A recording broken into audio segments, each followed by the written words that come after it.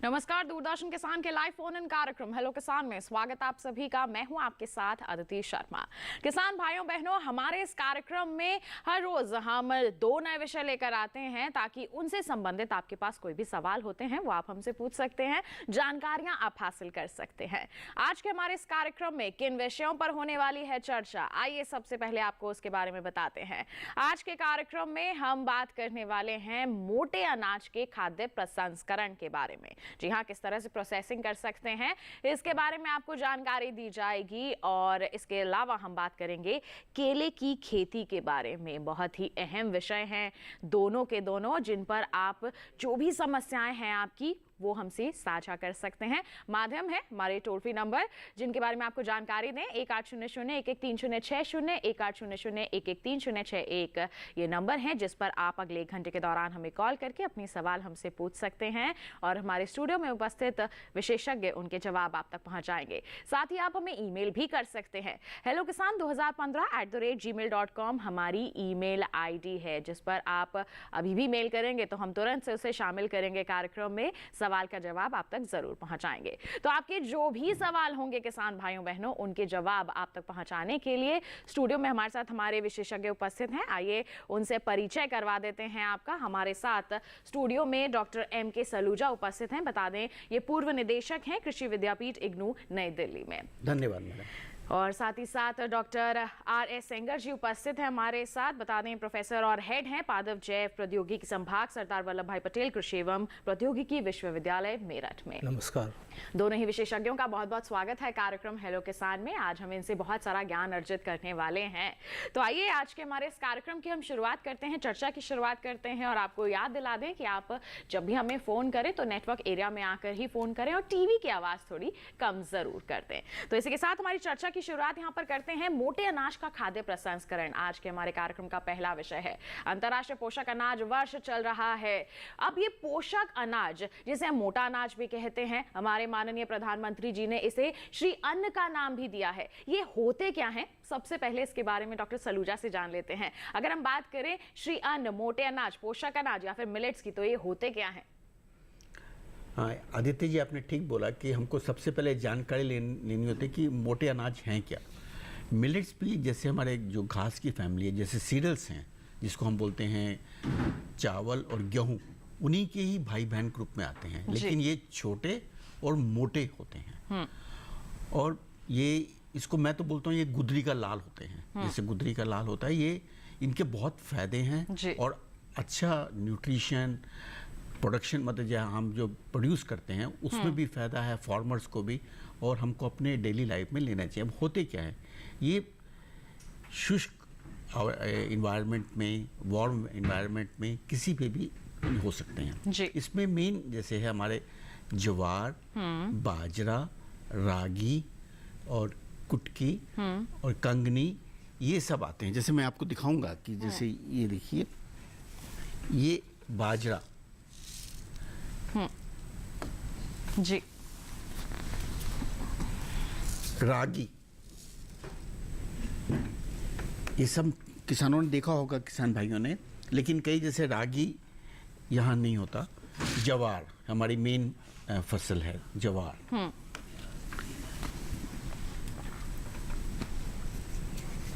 ये इसको हम बोलते हैं कंगनी। जी, कंगनी। और ये सुहाग के चावल, ये 5। इसके अलावा हमारे पास जैसे जो चीना है, कोडन है, ये भी इसमें कुटकी है, ये होते हैं। बिल्कुल, तो ये सारे जो हैं मोटे अनाज की श्रेणी में आते हैं और हमारे किसान अगर इनकी खेती को अपनाते हैं तो फायदा ले सकते हैं। और साथ ही साथ अगर हमारे उपभोक्ता या फिर कहें कि हम आम जन इनको अपनी थाली में शामिल कर लेते हैं तो ये स्वास्थ्य के लिए काफी लाभकारी भी साबित होते हैं। कई तरह के पोषण इनमें समाहित है। तो किस तरह से इनकी खेती की जा सकती है, कैसे इसकी खेती को बढ़ावा दिया जा रहा है, प्रसंस्करण कैसे कर सकते हैं, अपने लिए फायदेमंद कैसे बना सकते हैं, बताएंगे आपको। लेकिन उससे पहले हमारी एक विशेष रिपोर्ट है, वो आपको दिखा देते हैं।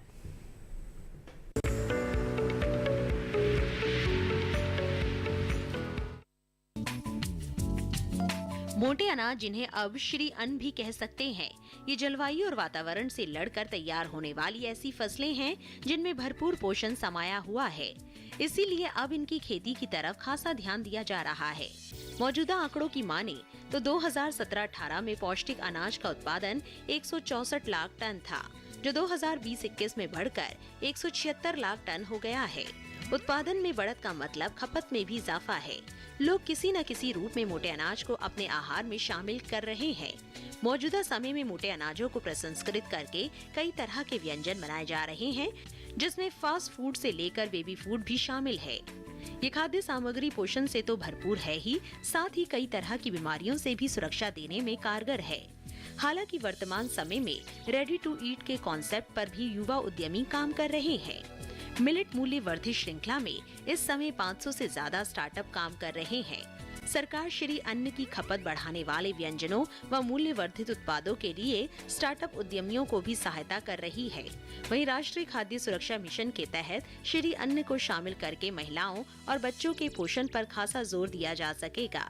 इतना ही नहीं, कुछ राज्य तो मिड डे मील में मोटे अनाज को शामिल कर स्कूली बच्चों की सेहत में सुधार का सकारात्मक प्रयास कर रहे हैं।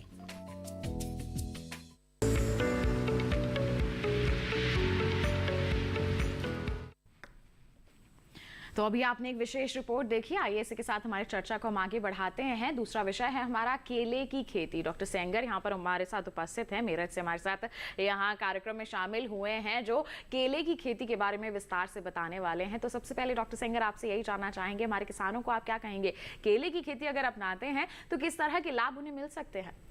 केले की खेती इस समय बहुत ही लाभकारी साबित हो रही है, क्योंकि वर्तमान में आप देख रहे होंगे केला जो है करीब 80 से 100 रुपये दर्जन बिक रहा है। इसकी कीमत मार्केट में बहुत ज़्यादा है और स्वास्थ्य की दृष्टि से देखा जाए तो केला ऐसे ही फल है जो कि तुरंत ही एनर्जी प्रदान करता है, चाहे वो स्पोर्ट्समैन हो या घर में काम करने वाले बच्चे हों या पारिवारिक जो भी लोग हैं, वो केले का यदि सेवन करते हैं तो उन्हें कैलोरी बहुत जल्दी प्राप्त होती है, क्योंकि इसमें विटामिन्स भी होती हैं, मिनरल्स भी होते हैं और इसमें भरपूर मात्रा में पोटेशियम, फास्फोरस की मात्रा और मैग्नीज की मात्रा भी अच्छी होती है। तो मैग्नीशियम की मात्रा और पोटेशियम की मात्रा अच्छी होने के कारण ये काफ़ी लाभकारी साबित होता है। तो यहाँ पर काफ़ी लाभकारी हो सकती है केले की खेती अगर हमारे किसान अपनाते हैं, क्योंकि मांग काफ़ी अच्छी बनी रहती है, काफ़ी पोषक तत्व उपस्थित होते हैं इसमें, जिससे इसका सेवन काफ़ी अच्छे स्तर पर किया जाता है, लोग इसे खाना पसंद करते हैं। तो केले की खेती किस तरह से कर सकते हैं, वैज्ञानिक तरीका क्या है, इसके बारे में विस्तार से आपको जागरूक करेंगे, लेकिन उससे पहले दिखा देते हैं आपको हमारी ये विशेष रिपोर्ट।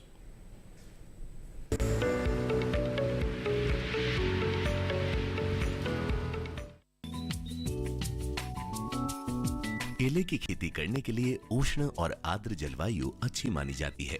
इसके लिए बलुई से मटियार दोमट मिट्टी बेहतर होती है, जिसका पीएच मान 6.5 से 7.5 हो। उच्च नाइट्रोजन युक्त, पर्याप्त फास्फोरस और पोटाश युक्त मिट्टी में केले की अच्छी पैदावार मिलती है। अच्छा उत्पादन लेने के लिए स्थान के हिसाब से उन्नत किस्मों का चयन भी जरूरी है, जैसे पूवन, नेंद्रन, रसथली और कर्पूरावली। वहीं संकर किस्मों में CO1, H1, H2 और FHI-A1 बेहतर मानी जाती है। केले के नए बाग लगाने के लिए सबसे अच्छा समय 1 जुलाई से 20 जुलाई के बीच होता है। इस समय मौसम अनुकूल होता है, जिससे पौधों को जमने में वक्त नहीं लगता। रोपाई करते समय पौधों को गड्ढे या नालियों में लगाएं। खेत तैयार करने के लिए सबसे पहले खेत में 1 से 2 जुताई कर पाटा लगाएं। इसके बाद 2 से 3 मीटर की दूरी पर 50 सेंटीमीटर के चौड़े, लंबे और गहरे गड्ढे तैयार करें। फिर इन्हें करीब 15 दिन के लिए धूप में खुला छोड़ें और इसके बाद गड्ढों में 10 किलो गोबर की खाद, 250 ग्राम नीम केक, 20 ग्राम कार्बोफ्यूरॉन डालें। इन जरूरी उर्वरक को डालकर पौधों की रोपाई करें। सिंचाई की बात करें तो केला एक ऐसा पौधा है जिसकी जड़ें ज्यादा गहराई तक नहीं जाती हैं, इसीलिए इसमें पानी की उपलब्धता पर ज्यादा ध्यान देना होता है। अच्छी पैदावार के लिए केले में 70 से 75 सिंचाई की जरूरत होती है। सर्दियों में 7 से 8 दिनों के अंतराल पर तो गर्मियों में 4 से 5 दिन के अंतराल पर सिंचाई करनी चाहिए।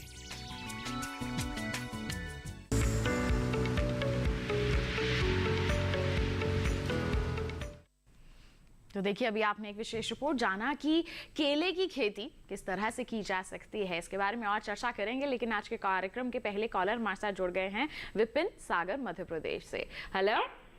हाँ मैम, नमस्ते डॉक्टर जी नमस्कार, स्वागत आपका कार्यक्रम में। पूछिए अपना सवाल।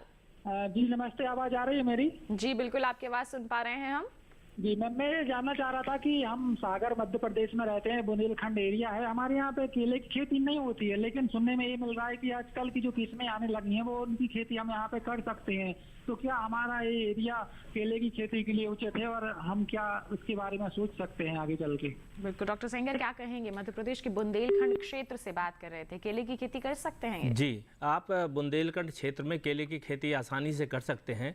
केवल आपको ध्यान इस बात का रखना है कि जो मृदा लें तो वो दोमट होनी चाहिए और पानी की होल्डिंग कैपेसिटी अच्छी होनी चाहिए, और जहाँ पर पानी का साधन अच्छा हो वहाँ पर केले की खेती आराम से आप कर सकते हैं। तो बुंदेलखंड भी इसके लिए बहुत अच्छा क्षेत्र है जहाँ पर आप केले की खेती करके अच्छी आय कमा सकते हैं। बिल्कुल, तो देखिए विपिन जी, आप बेझिझक यहाँ पर अपने क्षेत्र में केले की खेती कर सकते हैं, लेकिन बस आपको मिट्टी का ध्यान जरूर यहाँ पर रखना है।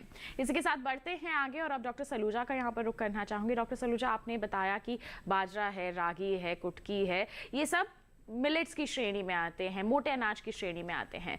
हम सभी जानते हैं कि इस वर्ष को यानी कि 2023 को अंतर्राष्ट्रीय पोषक अनाज वर्ष के रूप में मनाया जा रहा है। प्रस्ताव भी हमारे देश भारत ने ही यहाँ रखा था और उसको स्वीकृति भी मिली है। तो ऐसे में इस जो अंतर्राष्ट्रीय पोषक अनाज वर्ष मनाया जा रहा है, इसमें कौन कौन से पोषक अनाजों को बढ़ावा देने की कवायदें चल रही हैं?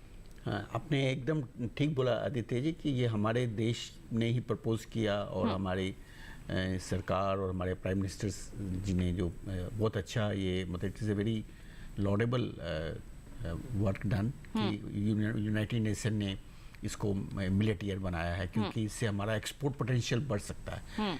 वैसे तो मिलेट्स की, मोटे अनाज की 13 वैरायटी होती हैं, लेकिन अभी इस साल में जो इसमें जो इंक्लूड की गई हैं 8 वैरायटी हैं, जैसे बाजरा, रागी, कुटकी, सुआ, ज्वार, कांगनी, चेना और कोदो को शामिल किया गया है।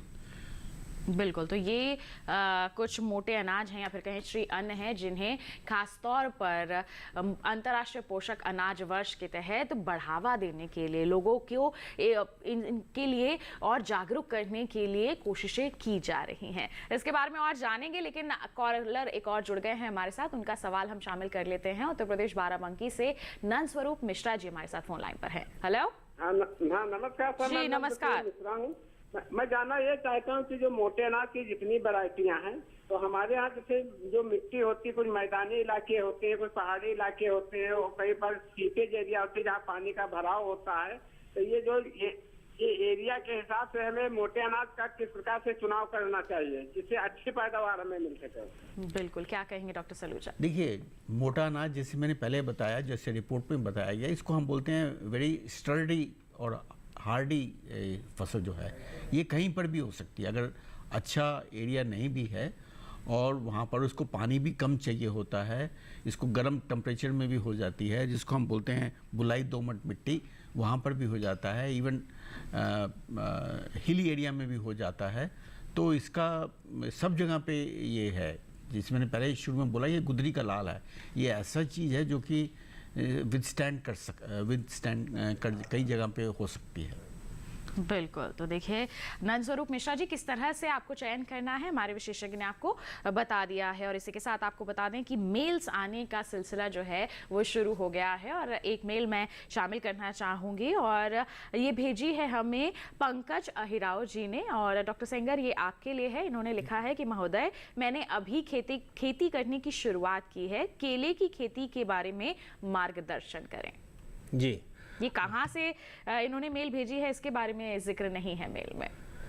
ये तो अच्छी बात है कि इन्होंने केले की खेती के बारे में सोचा, और निश्चित रूप से ये किसानों की आय बढ़ाने का एक सबसे अच्छा माध्यम है। और केले की खेती के लिए जो समय है जुलाई का महीना, वो काफ़ी उपयुक्त होता है।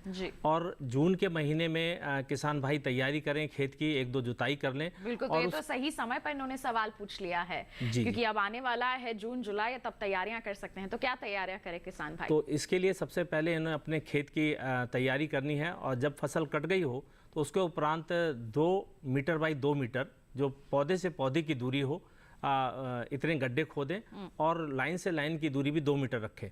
साथ साथ जो ये गड्ढे खोदेंगे तो वो 60 सेंटीमीटर बाई 60 सेंटीमीटर के हों और उन गड्ढों के अंदर ये करीब करीब 15-20 दिन पहले गड्ढे खोदने के बाद उसको छोड़ दें। और यदि इनके पास कंपोस्ट खाद है, गोबर की सड़ी हुई खाद है, तो कम से कम 10 किलो खाद एक गड्ढे में डाल दें। साथ ही साथ 400 ग्राम जो नीम की खली है उसको डाल दें। थोड़ा सा करीब 10 ग्राम के करीब बेबिस्टीन उसके अंदर डाल दें और उसमें पानी लगा के उसको गड्ढे को छोड़ दें। 10-15 दिन बाद जब जून का आखिरी सप्ताह हो या फिर जुलाई के पहले सप्ताह में ये टिश्यू कल्चर के जो प्लांट्स हैं इसके लिए सबसे अच्छी वैरायटी जो है वो ग्रांड नैने वैरायटी है, G9 वैरायटी है, जिसकी फलत बहुत अच्छी होती है और उसका मार्केट भाव भी बहुत अच्छा मिलता है। उसको चुनकर लाएं और जुलाई के पहले सप्ताह में या जून के पहले सप्ताह में उसकी रुपाई कर दें तो निश्चित रूप से उनको उत्पादन अच्छा प्राप्त होगा। बिल्कुल। तो पंकज जी, आपको क्या तैयारियां करनी है? हमारे विशेषज्ञ ने आपको बता दिया है कौन सी किस्म का चयन कर सकते हैं, इसके बारे में भी अब आपको जानकारी मिल गई है। और हम यहाँ से आपको ऑल द बेस्ट ही कहना चाहेंगे। आप खेती की शुरुआत कर रहे हैं, आपको अच्छा उत्पादन मिले। बिल्कुल ऐसे ही और भी कई सवाल हमारे पास पहुंच चुके हैं जिनके जवाब हम पहुंचाएंगे हमारे व्यूअर्स तक, लेकिन एक छोटे से ब्रेक के बाद कहीं मत जाइए। देखते रहिए हमारा लाइव फोन इन कार्यक्रम हेलो किसान और बने रहिए दूरदर्शन किसान पर।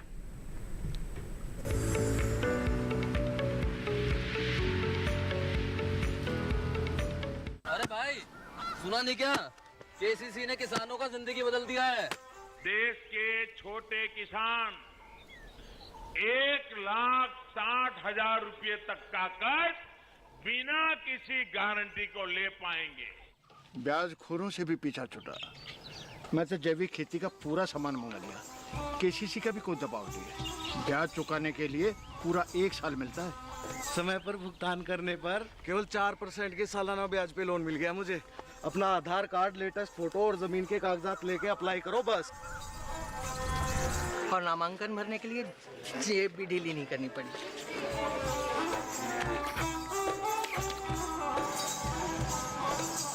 चाचा, उधार चुकाने के 24 घंटे के बाद उतने ही पैसे वापस निकाल सकते हैं।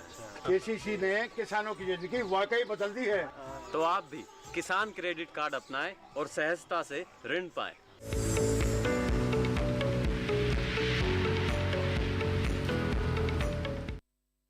ब्रेक के बाद दूरदर्शन किसान के लाइव फोन इन कार्यक्रम हेलो किसान में आप सभी का फिर से स्वागत है।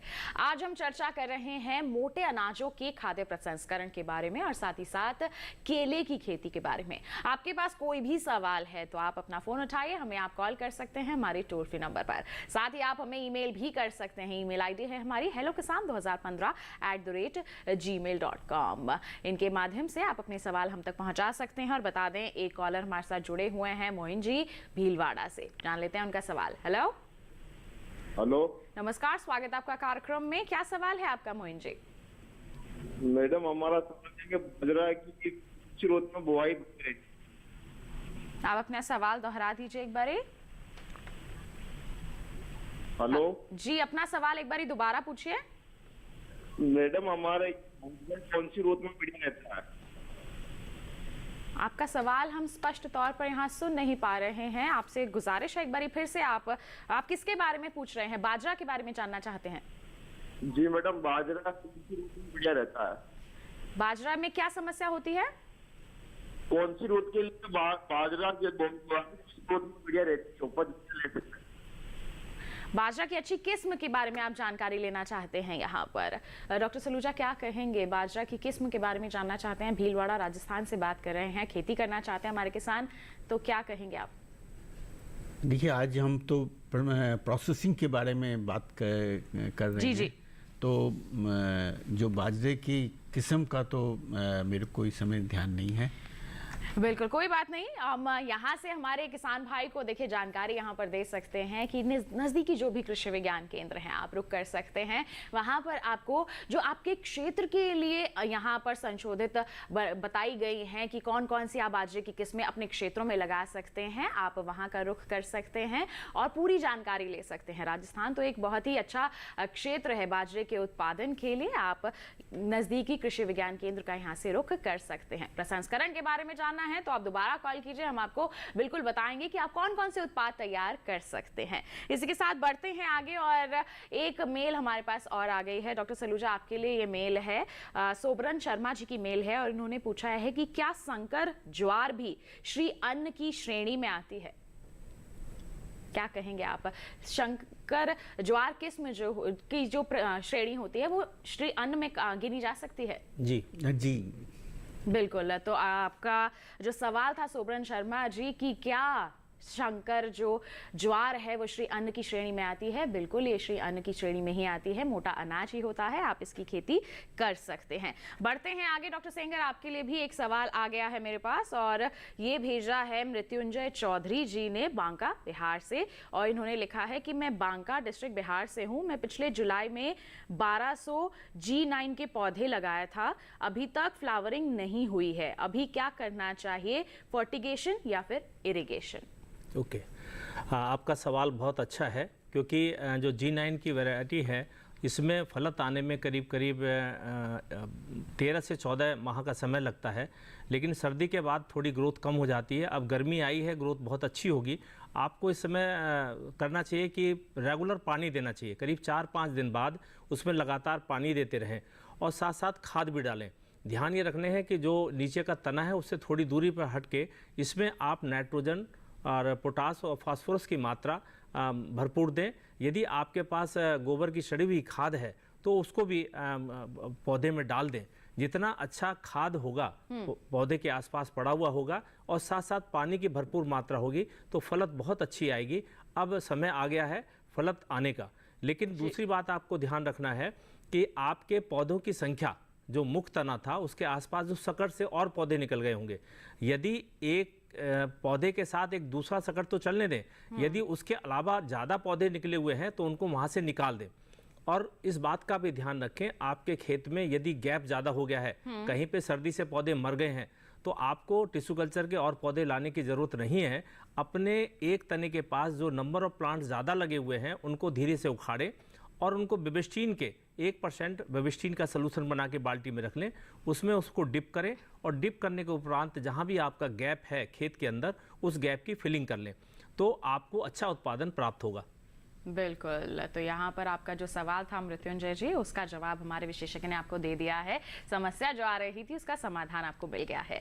एक और मेल हमारे पास यहाँ पर आ गई है प्राण लोधी जी की और ये मध्य प्रदेश से भेजी है इन्होंने। और डॉक्टर सेंगर, आपसे ही सवाल है कि केले की फसल कितने दिन में तैयार हो जाती है और 1 एकड़ में कितना उत्पादन ले सकते हैं?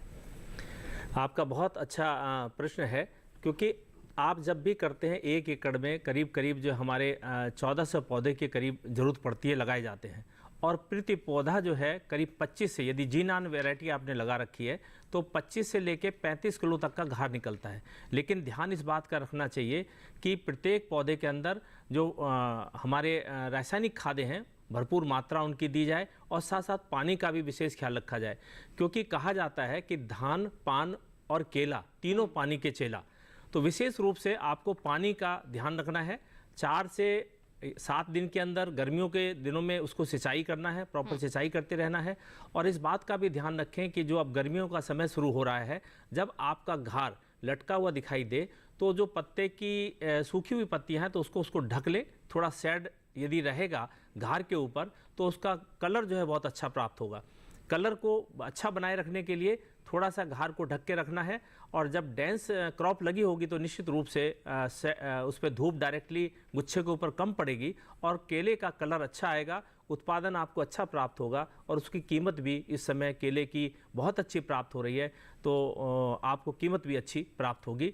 जी बिल्कुल। तो देखिए यहाँ पर आपको कितने फायदे मिल सकते हैं केले की खेती से, आपको हमारे विशेषज्ञ ने बता दिया है। बस थोड़ी सी सावधानियां यहाँ पर बरतने की जरूरत होती है। बढ़ते हैं आगे, डॉक्टर सलूजा का यहाँ पर रुख करना चाहूंगी। डॉक्टर सलूजा, बाजरे की खेती की बात करें हम, या फिर कुटकी की बात करें, रागी की बात करें, जितने भी श्री अन्न हैं उनकी खेती की बात करें, अगर हमारे किसान इन्हें अपनाते हैं तो किस तरह का लाभ उन्हें मिल सकता है? देखिए, सबसे पहले तो कि ये फसल जो है हर कंडीशन में हो सकती है। एक तो हमको सबसे पहले पानी कम चाहिए। दूसरा एडवांटेज है कि ये गर्मी को भी विथस्टैंड कर जाता है, मतलब, और इसको जो हम बोलते हैं एबॉटिक और बायोटिक, मतलब जो उन सब से भी इसको फर्क नहीं पड़ता, मतलब कीड़े वगैरह नहीं खा सकते, हाई टेम्परेचर है उससे भी बची रहती है। तो ये बायोटिक, इसको स्ट्रेस नहीं होता, मतलब ये इसको कोई चिंता। और ये हमारे को इसमें इन्वेस्टमेंट भी कम लगता है फार्मर्स को, क्योंकि, और दूसरा कि क्रॉप ड्यूरेशन भी काफ़ी कम है, मतलब ये जल्दी तैयार हो जाती है एज़ कम्पेयर टू चावल और राइस में 70 से 100 दिनों में, जिसको कि 120 से 150 ज़्यादा दिन चाहिए होते हैं।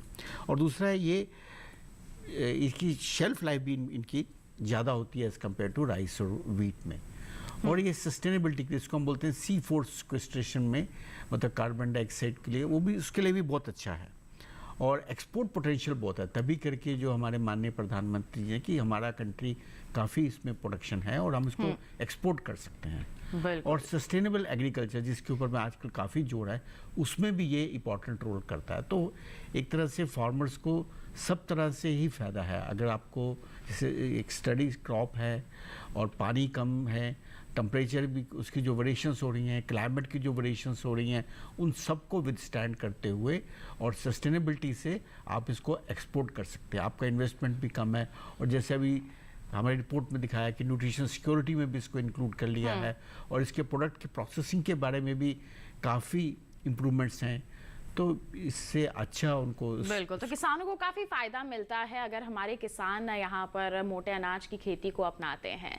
तो किसानों को तो फायदा यहाँ पर मिल रहा है, अगर आम जन इसे अपनी थाली में शामिल करते हैं तो उन्हें किस तरह के लाभ मिलते हैं, इसके बारे में आपसे जानेंगे। लेकिन एक कॉलर हमारे साथ यहाँ पर जुड़ गए हैं, उनका सवाल पहले शामिल कर लेते हैं कार्यक्रम में। अजीत जी छत्तीसगढ़ से फोन लाइन पर हैं। हेलो जी, नमस्कार, स्वागत आपका कार्यक्रम में। क्या सवाल है आपका? अजीत कुमार जी, सवाल पूछिए अपना। सवाल ये है कि मोटे अनाज के बारे में आप लोग बता रहे हैं टीवी में जी, मोटे अनाज के बारे में बता रहे हैं, तो मेरे पास करीब 10 क्विंटल पौधो है, लेकिन उसका मार्केट नहीं है अभी। बिल्कुल, आपके पास उपज है लेकिन बाजार में बेचने की व्यवस्था नहीं है, यहाँ पर उसमें समस्या आ रही है। हाँ बिल्कुल, तो ऐसे में डॉक्टर सलूजा क्या सलाह रह सकती है कि बाजार इनको अच्छा सा नहीं मिल रहा है, क्या ये अपने कदम प्रसंस्करण की ओर बढ़ा सकते हैं? हाँ, आप एकदम ठीक बोला कि इनको प्रोसेसिंग साइड पे जाना चाहिए। और इसके अलावा हमारे इसमें 3 मिनिस्ट्री ऑफ फूड प्रोसेसिंग ने 3 स्कीम्स शुरू कर रखी हैं। एक है PM FME स्कीम, जिसमें कि वो पूरा हैंड होल्डिंग करते हैं, आपको पूरा रिपोर्ट बना के देते हैं और क्या क्या ट्रेनिंग भी देते हैं, और मार्केट सपोर्ट जो इनको नहीं मिल रहा है वो भी मिलता है। ये सबसे जो मिलेट के जो इतना क्योंकि नहीं हुआ, ये मार्केटिंग का एक जो प्रॉब्लम है, एक तरह से हमारे जो बड़े जो एंटरप्राइजेज हैं उनको साथ में आना चाहिए और एक इस तरह का मॉडल करना चाहिए कि जो फार्मर्स हैं इनसे लेके और उनको प्रोसेसिंग करना चाहिए। लेकिन जो मैं बता रहा था PM FME स्कीम है, prime minister micro formulation of food enterprises, उसमें लोन भी मिलता है, कैपिटल भी मिलता है, ट्रेनिंग भी देते हैं। उसके अंदर ODOP स्कीम है, 1 डिस्ट्रिक्ट 1 प्रोजेक्ट में, तो वो काफ़ी सपोर्ट करेगा और इनको हेल्प कर सकता है। बिल्कुल, तो देखिए समस्याएं काफ़ी आती हैं, यहाँ पर समाधान या फिर कहें कि विकल्प ढूंढने की ज़रूरत होती है। डॉक्टर सेंगर, आपको जोड़ना चाहेंगे इसमें? हाँ, मैं कहना चाहूँगा कि जो मार्केटिंग में यदि किसी को प्रॉब्लम आ रही है, कोंदो जैसे हमारे किसान भाई ने कहा, तो इसके लिए एपिडा से संपर्क स्थापित करें। एपिडा उनको डायरेक्टली खरीद लेगा, और यदि और भी कोई प्रॉब्लम है तो वेबसाइट पर हमारे विश्वविद्यालय सरदार वल्लभ भाई पटेल कृषि एवं प्रौद्योगिकी विश्वविद्यालय मेरठ में संपर्क करें और आपका जो प्रोडक्ट है उसके हम लोग जो बेचने की व्यवस्था कराएंगे। और निश्चित रूप से जो भी मोटे अनाज हैं उसकी डिमांड पूरे देश के अंदर बहुत ज़्यादा है जी। और इसकी भारत सरकार ने व्यवस्था की हुई है। यदि किसी के पास कोई प्रोडक्ट है तो वो एपिडा से संपर्क करे और साथ साथ जो मैंने कहा कि हमारा विश्वविद्यालय जो कि मेरठ में स्थित है इसके से आप कांटेक्ट करें और साथ ही साथ अपने ज़िले में जो कृषि विज्ञान केंद्र हैं वहाँ पर जाकर वहाँ के वैज्ञानिकों से संपर्क करें तो निश्चित रूप से वो आपका जो भी प्रोडक्ट है उसको बेचने में और आपकी सहायता करेंगे। बिल्कुल। तो देखिए जैसे अभी मैं इस तरह जो इंडियन मिलेट रिसर्च इंस्टीट्यूट है उन्होंने एक पूरा रिपोर्ट बनाया है जिसमें उन्होंने 100 जो एंटरप्राइजेस है जो कि खाली उसी पे काम कर रहे हैं उनका पूरा रिपोर्ट बनाया है और मतलब वो अच्छी तरह काम कर रहे हैं। तो इस तरह से जैसे ये बताया इंडियन मिलेट रिसर्च इंस्टीट्यूट को भी अप्रोच कर सकते हैं जो हैदराबाद में है वो भी मदद कर सकता है। बिल्कुल। तो देखिए आप कृषि संस्थान जो हैं, कृषि विश्वविद्यालय, कृषि विज्ञान केंद्र का भी यहाँ पर रुख कर सकते हैं या फिर एपिडा का भी रुख कर सकते हैं। अब सरकार अगर खेती को प्रोत्साहित करने के प्रयास कर रही है, जब उपज को बढ़ाने के प्रयास कर रही है तो उनके बाजार व्यवस्था के लिए भी सरकार बिल्कुल कोशिशें कर रही है। अब आपको जागरूक होना है, हमारे विशेषज्ञ ने आपको जागरूक यहाँ पर किया है। अब आप बस जहाँ बताया गया है वहाँ संपर्क जरूर कर लें। ऐसे ही जागरूकता भरी जानकारी और पहुँचाएंगे आप तक, लेकिन एक और छोटे से ब्रेक के बाद। कहीं मत जाइए, देखते रहिए हमारा लाइव फोन इन कार्यक्रम हेलो किसान और बने रहिए दूरदर्शन किसान पर।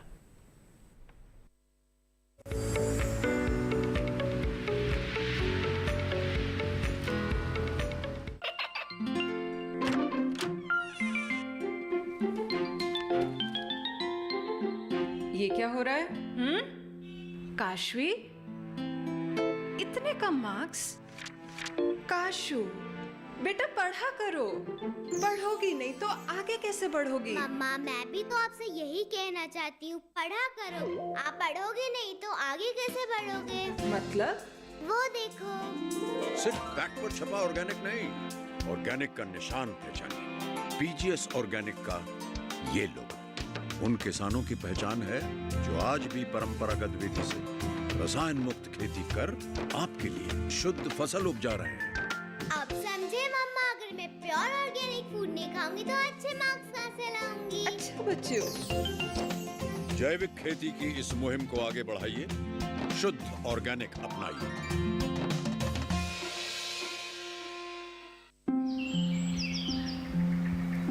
अरे अरे अरे क्या कर रहा है? इधर इधर इधर, हम बोल रहे हैं तेरे बीजू का। पुतला बोल रहा है? हाँ, पक्षियों से तो हम खेत को बचा लेते हैं, पर इन घातक रसायनों से कैसे बचाएं? मतलब? देख बेटा, तू जो ये अंधाधुंध रसायन मिलाता है ना, मिट्टी की सेहत बिगड़ने लगी है और जब माटी ही कमजोर पड़ जाएगी तो उपज कैसे सेहतमंद होगी? अरे पहले ऐसा नहीं था, पूछना अपने बड़े बुजुर्गों से, कैसे फसल लहलहाती थी, शुद्धता झलकती थी। हाँ, माटी भी तंदुरुस्त और लोग भी। अब पहली वाली बात कहाँ? पर अब तो सभी डाले हैं। सब नहीं, आज भी लाखों जागरूक किसान परंपरागत विधि से फसल उगा रहे हैं, खर्चा कम और उपज की कीमत भी बेहतर पा रहे हैं। ठीक है भाई, मैं भी आज से जैविक खेती शुरू करूंगा। माटी से प्रेम की परंपरा है परंपरागत खेती।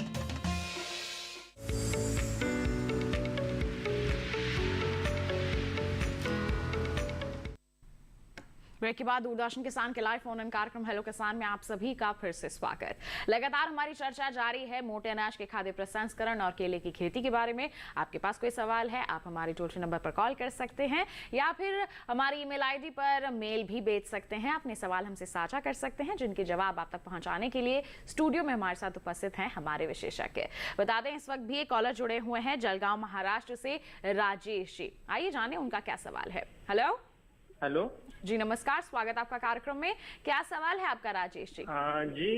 मेरे दो सवाल थे जी। एक तो पहला सवाल था कि जो मेरा फ्यूमिगेशन होता है खेती में, तो उसके लिए क्या कर सकते हैं जी। और दूसरा था कि केले का जो घड़ होता है जी, तो वो घड़ जो है वो कैसे उसकी साइज बढ़ाने के लिए, क्वांटिटी बढ़ाने के लिए क्या कर सकते हैं? बिल्कुल, डॉक्टर सेंगर क्या कहते जी। हैं? जो आपने कहा कि वैसे जो G9 वैरायटी है वो सबसे अच्छी है और इसकी ग्रोथ अच्छी करने के लिए इसमें फर्टिलाइज़र ज़रूर डालना चाहिए। यदि आपने शुरू में फर्टिलाइज़र नहीं डाला है तो बीच बीच में जो भी हमारे पास ऑर्गेनिक फर्टिलाइज़र हैं या रासायनिक खादें हैं तो उनकी थोड़ी थोड़ी मात्रा, जैसे NPK है या सल्फ़र है या पोटास की मात्रा है, हर महीने उसमें डालते रहें पौधे में। ध्यान ये रखना है कि जैसे ही पौधा थोड़ा बड़ा होने लगे तो उसकी जो तना है, मुख्य तना है, उससे थोड़ा हट के डालें।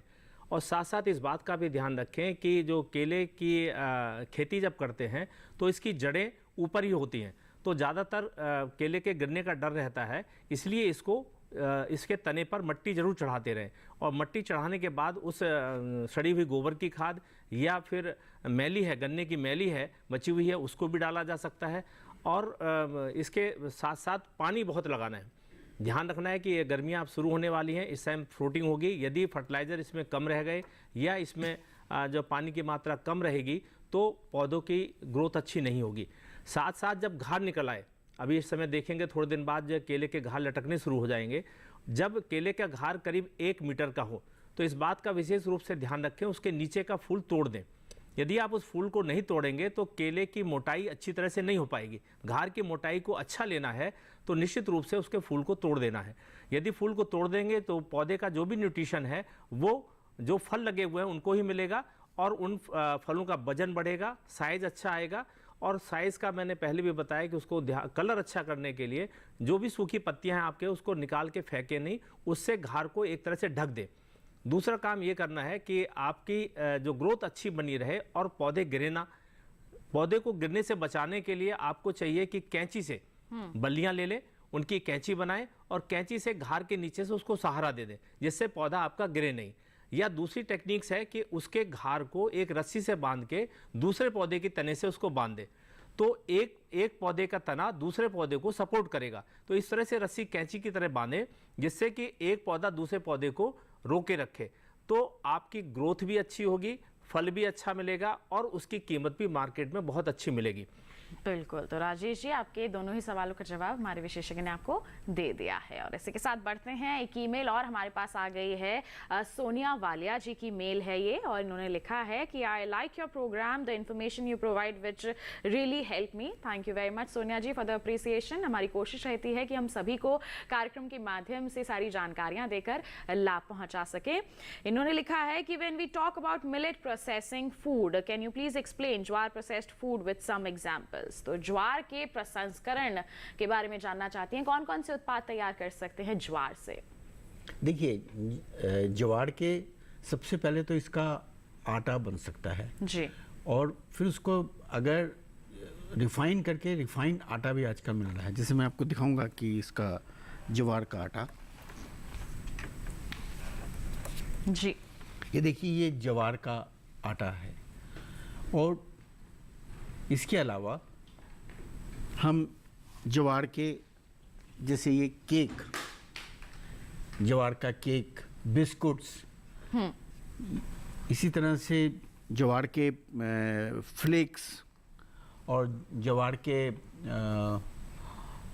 मुरमुरे, जी, सब प्रोडक्ट्स ज्वार के बन सकते हैं। बिल्कुल। हम आपसे एक बारी गुजारिश करेंगे कि ये जो मफिन है ज्वार के, आप एक बारी कैमरा में दिखा दीजिए ताकि हमारी जो सभी दर्शक हैं वो समझ सकें। ये मफिन है, देखिए आप ये तैयार कर सकती हैं अगर आप ज्वार की प्रोसेसिंग की ओर जा रहे हैं। आटा भी हम चाहेंगे आप एक बारी दिखा दीजिए उठा करके डॉक्टर सलूजा। देखिए आटा है, ये बारीक पिसा हुआ ज्वार का आटा है, सेहत के लिए काफ़ी फायदेमंद होता है। इसके अलावा अगर हम बात करें, जैसे हमारे विशेषज्ञ ने बताया, हम बिस्किट्स या कुकीज़ तैयार कर सकते हैं, फ्लेक्स तैयार कर सकते हैं, मुरमुरे तैयार कर सकते हैं। देखिए हेल्दी स्नैक ऑप्शंस हैं ये, जो हम बाकी अनहेल्दी जंक फूड खाते हैं उसके जगह पर अगर हम इन चीज़ों का सेवन करेंगे तो सेहत के लिए काफ़ी अच्छा रहता है। देखिए मुरमुरे भी दिखा रहे हैं हमारे विशेषज्ञ, ये ज्वार से बने हुए, ये बाजरा के मुरमुरे हैं। जिस तरह से बाजरा से तैयार किए गए हैं, ऐसे ही आप ज्वार से भी मुरमुरे यहाँ तैयार कर सकते हैं और उसकी बिकवाली कीजिए। बाजार में जब ये हेल्दी उत्पाद पहुंचेंगे तो निश्चित तौर पर उनकी खरीद भी बहुत अच्छी होगी, मूल्य भी अर्जित कर पाएंगे आप अच्छे। तो इसी के साथ बढ़ते हैं आगे। सोनिया जी, आपको यहाँ पर उत्पादों के बारे में जानकारी मिल गई है, बढ़ते हैं आगे। अखिलेश जी फोन लाइन पर जुड़ गए हैं, उनका सवाल अब जान लेते हैं। हेलो हाँ हेलो जी नमस्कार, स्वागत आपका कार्यक्रम में। पूछे अपना सवाल अखिलेश जी। सवाल ये कि मेरे यहाँ जो बलुई मिट्टी है थोड़ी सी, उसमें क्या केले खेती कर सकते हैं? एक बार सवाल के लिए एक बार सवाल अपना दोहरा दीजिए। केले में किस तरह की समस्या आ रही है? मतलब करना चाहते हैं, मिट्टी जो है बलुई है, बलुई मिट्टी में हो जाए। अच्छा, मिट्टी जो आप ये बलुई है। आप कहना चाह रहे हैं कि आपकी खेती जो है, खेत जो है वो बलुई है। कहाँ बलुई पर है, है। किस क्षेत्र में है? कन्नौज, उत्तर प्रदेश। हाँ, आप ये देखिए कि आपके उधर पानी का साधन अच्छा है कि नहीं। यदि पानी का साधन अच्छा है तो निश्चित रूप से बलुई में केले की खेती तो हो जाएगी, लेकिन पानी की आवश्यकता बहुत अधिक होगी।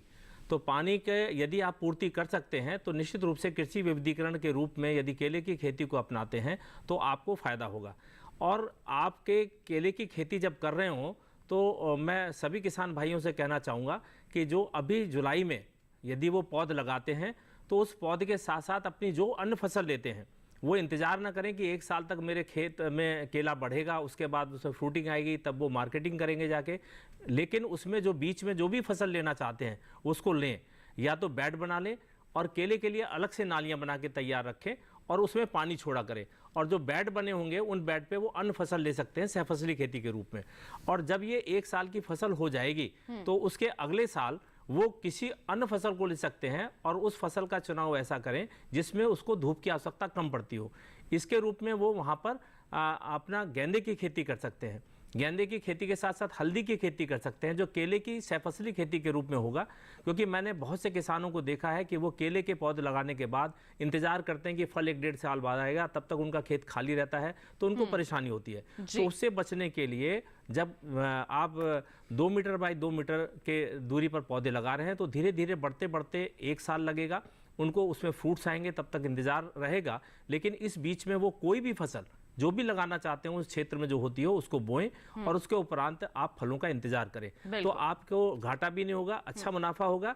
और जो हमारे किसान भाई अभी कह रहे थे तो वो वहाँ निश्चित रूप से लगा सकते हैं, लेकिन वहाँ मल्चिंग का प्रयोग करें तो अच्छा होगा।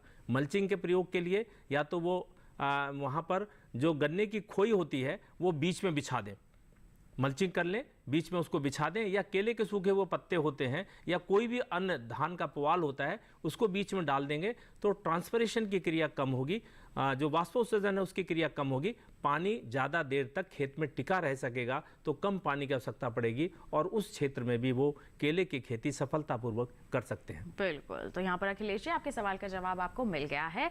और केले के ही संदर्भ में डॉक्टर सेंगर एक सवाल और मैं जानना चाहूँगी। आजकल टिश्यू कल्चर पौधों की बहुत मांग हो रही है, ऐसे में किस तरह से इन्हें अच्छा माना जाता है और क्या कारण होता है? केले की खेती के लिए टिश्यू कल्चर पौधा काफ़ी लाभकारी होता है। टिश्यू कल्चर के पौधे की सबसे बड़ी विशेषता ये होती है कि जो वैज्ञानिक उसका चयन करते हैं तो वो ऐसे पौधे का चयन करते हैं जिसका घार बहुत बड़ा हो, उसका साइज़ अच्छा हो और उसमें फलत भी अच्छी हो। तो इन चीज़ों का चुनाव करके उसका टिश्यू कल्चर किया जाता है और जैसा भी ओरिजिनल पौधा होता है वैसा ही टिश्यू कल्चर पौधा रहता है। और इसमें खास बात ये होती है कि इसके अंदर रोग नहीं लगे होते हैं। जब वैज्ञानिक इसका चुनाव करते हैं, टिश्यू कल्चर करते हैं, तो उसमें रोग रहित पौधा होता है। तो एक तो इस बात की श्योरिटी हो जाती है कि उस फसल में रोग कम लगेंगे।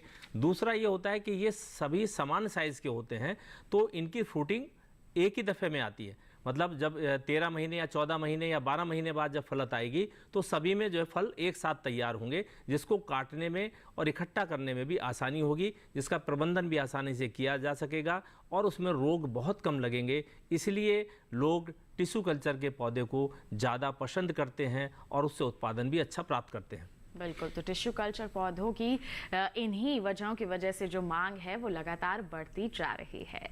तो बिल्कुल देखिए, लगातार हम जानकारियां आप तक पहुंचा रहे हैं, हमारे कॉलर्स हमें कॉल कर रहे हैं, ईमेल के माध्यम से भी हमारे जो व्यूअर्स हैं अपने सवाल हम तक पहुंचा रहे हैं। ईमेल आईडी यहां पर हम आपको दिखा रहे हैं, hellokisan2015@gmail.com हमारी ईमेल आईडी है। इस पर आप हमें ईमेल भी कर सकते हैं, अपने सवाल हम तक पहुँचा सकते हैं। डॉक्टर सलूजा का यहाँ पर रुख करना चाहूँगी। डॉक्टर सलूजा, थोड़ी देर पहले आपने बताया था कि किसान अगर श्री अन्न की खेती को अपनाते हैं तो किस तरह के फायदे उन्हें मिल सकते हैं। मैंने जानना चाहा था आपसे कि आमजन अगर अपनी थाली का हिस्सा इन्हें बना लेते हैं तो किस तरह के स्वास्थ्यवर्धक लाभ मिलते हैं?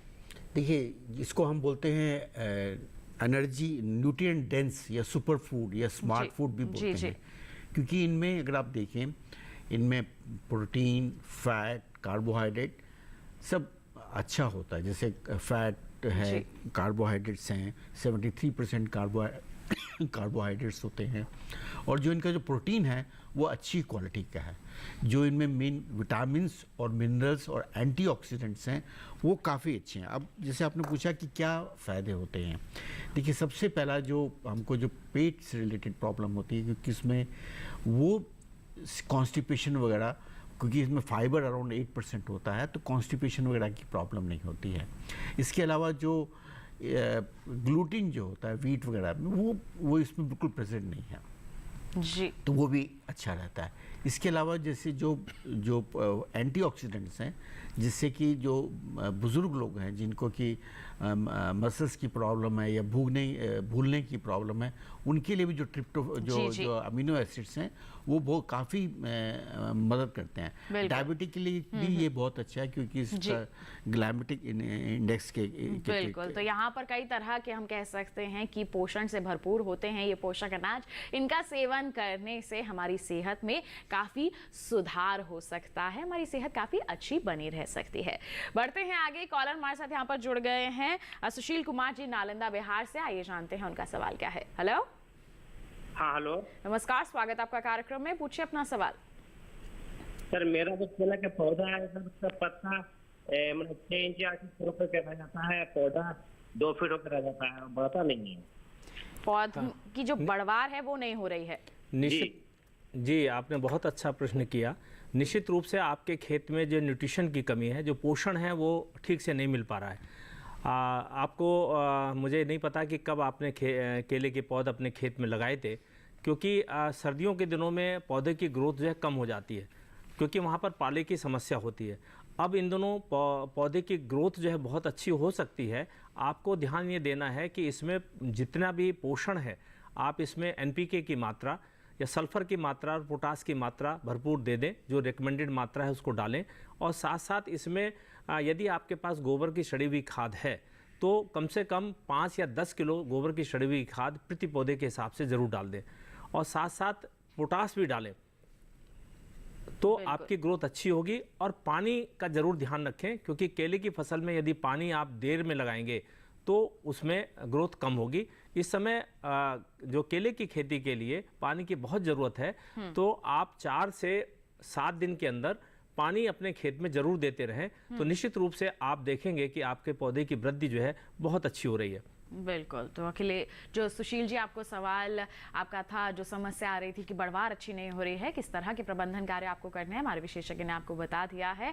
और ऐसे ही और भी हमारे कई दर्शक हैं जो अपने सवाल हम तक पहुंचाना चाहते हैं, उनके सवाल भी हम शामिल करेंगे कार्यक्रम में, लेकिन एक छोटे से ब्रेक के बाद कहीं मत जाइए, देखते रहिए हमारा लाइव फोन इन कार्यक्रम हेलो किसान, और बने रहिए दूरदर्शन किसान पर।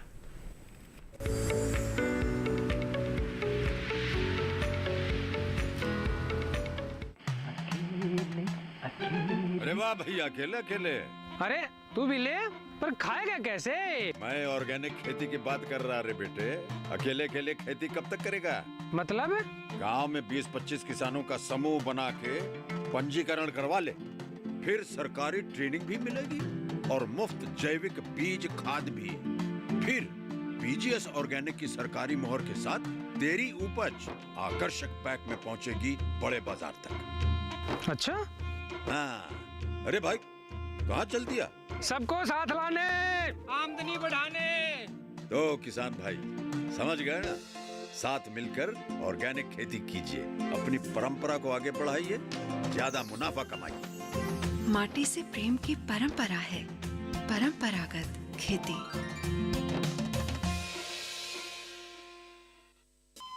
अरे सुन तो। मुझे क्या सुनाना चाहते हो? जो सुनाओ मेरी सौतन को। किसको? अरे वही तुम्हारा मोबाइल फोन, जिससे सुबह शाम दिन रात चिपके रहते थे और कहते थे किसान कॉल सेंटर से बातें हो रही हैं। अच्छा ये बात है। हाँ, क्यों? क्या हुआ? अब बात नहीं होती क्या? अब तो झट से बात हो जाती है। ऐसा क्या? हाँ, अब तो ज्यादा लाइनें और खास तकनीक के कारण खेती के माहिरों से तुरंत बात हो जाती है। और अगर कभी लाइन व्यस्त हो तो अपनी समस्या फोन पर रिकॉर्ड करा दो, वहाँ से फोन आ जाता है और समस्या की हल का मैसेज भी आ जाता है। ये देखो आ गया। अरे वाह, इसका मतलब इंतजार की घड़ी अब खत्म। हाँ। तभी मैं सोचूं कि आजकल मुझ पर इतना प्यार क्यों आ रहा है। कृषि संबंधी समस्याओं का अपनी भाषा में तुरंत हल पाने के लिए पूरे भारत में किसी भी फोन से हेल्पलाइन नंबर पर संपर्क करें। किसानों का दोस्त किसान कॉल सेंटर।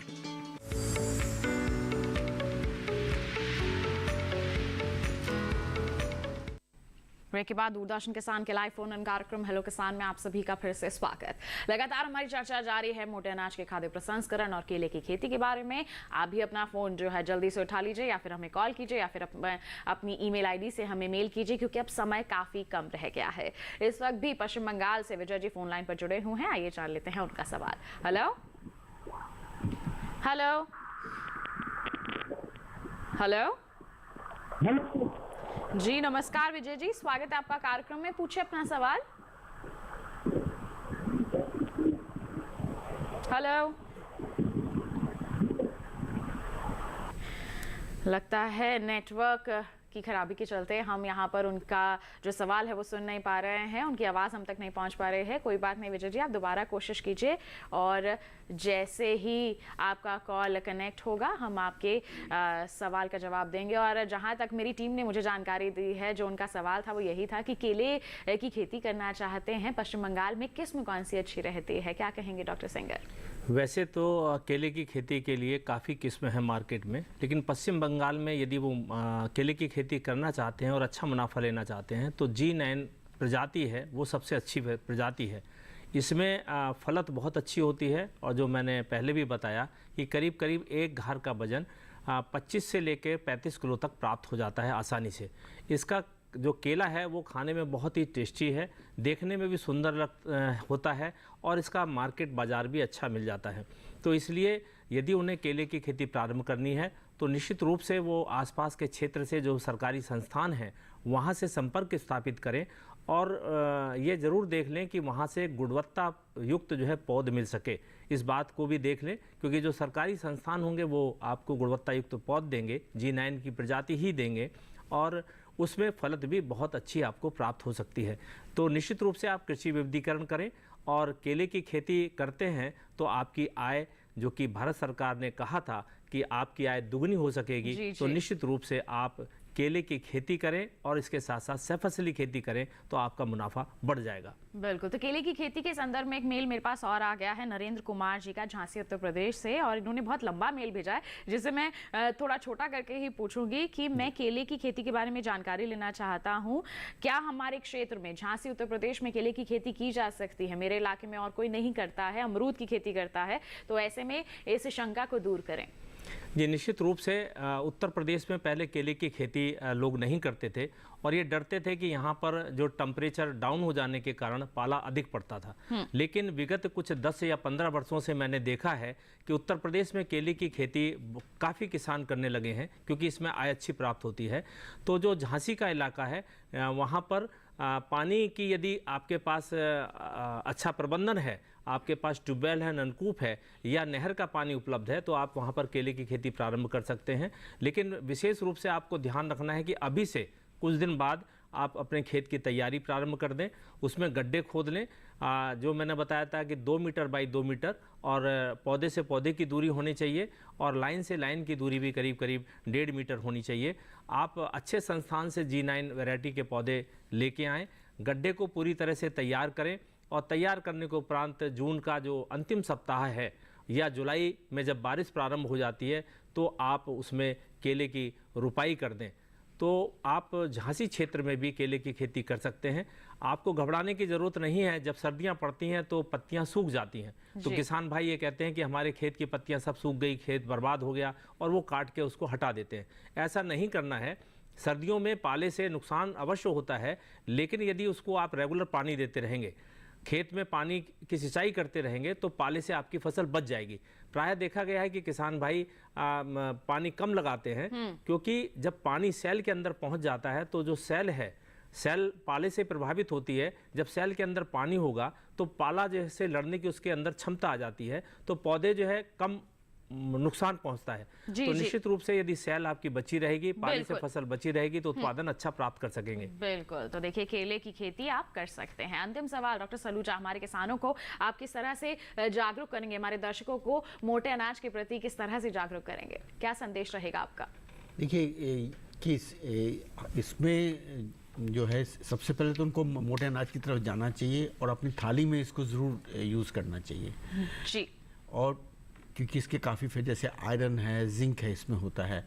और जो जो जो मैंने पहले बताया कि एक जो स्कीम है प्राइम मिनिस्टर माइक्रो एंटरप्राइजेस के लिए, बिल्कुल, PMFME स्कीम, उससे उसका फ़ायदा लें और उससे प्रोडक्ट बनाएं और उसमें मार्केट सपोर्ट भी एक फंक्शन कवर कर रखा है। बिल्कुल, तो इसके यहाँ अलावा पर जैसे कई तरह के पोषक उपस्थित होते हैं, अगर सेवन करते हैं तो काफ़ी फायदा मिल सकता है। हमारे किसान खेती करते हैं तो आय में भी यहाँ पर वृद्धि हो सकती है। और प्रसंस्करण की ओर जाते हैं तो हमारी सरकार भी यहाँ पर तैयार बैठी है, बिल्कुल तैयार है यहाँ पर आपके सवालों के जवाब देने के लिए, आपकी सहायता करने के लिए। बिल्कुल, यहाँ पर आपको बता दें कि कार्यक्रम में आज के लिए बस इतना ही। हमने आपको विस्तार से जानकारी दी है कि किस तरह से आप केले की खेती कर सकते हैं और किस तरह से मोटे अनाज आपके लिए फायदेमंद साबित हो सकते हैं। खाद्य प्रसंस्करण की ओर भी आप अपने कदम बढ़ा सकते हैं। बिल्कुल, बहुत बहुत धन्यवाद देना चाहेंगे आप दोनों का ही यहाँ पर उपस्थित हुए और आपने सभी को जागरूक किया। बहुत बहुत धन्यवाद आपका। धन्यवाद। तो किसान भाइयों बहनों, आज के हमारे इस कार्यक्रम में तो आपने जाना कि किस तरह से आप मोटे अनाज का खाद्य प्रसंस्करण कर सकते हैं, केले की खेती कर सकते हैं। अब आपको बता दें हमारे कल के कार्यक्रम में हम किन विषयों पर चर्चा करने वाले हैं। कल के कार्यक्रम में हम बात करेंगे मुर्गी पालन के बारे में और साथ ही साथ हम आपको बताएंगे गाय और भैंस में नस्ल सुधार के बारे में। दोनों ही अहम विषय हैं, इन पर आप अपने जो सवाल हैं हम तक पहले ही पहुंचा सकते हैं। आप हमें ईमेल कर सकते हैं। ईमेल ID है hellokisan2015@gmail.com।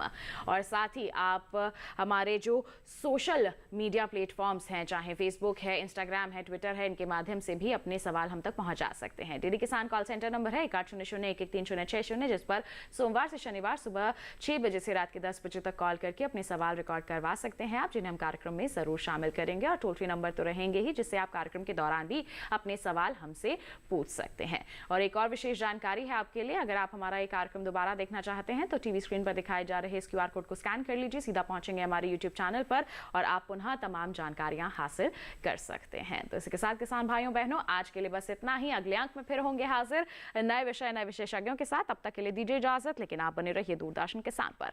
नमस्कार।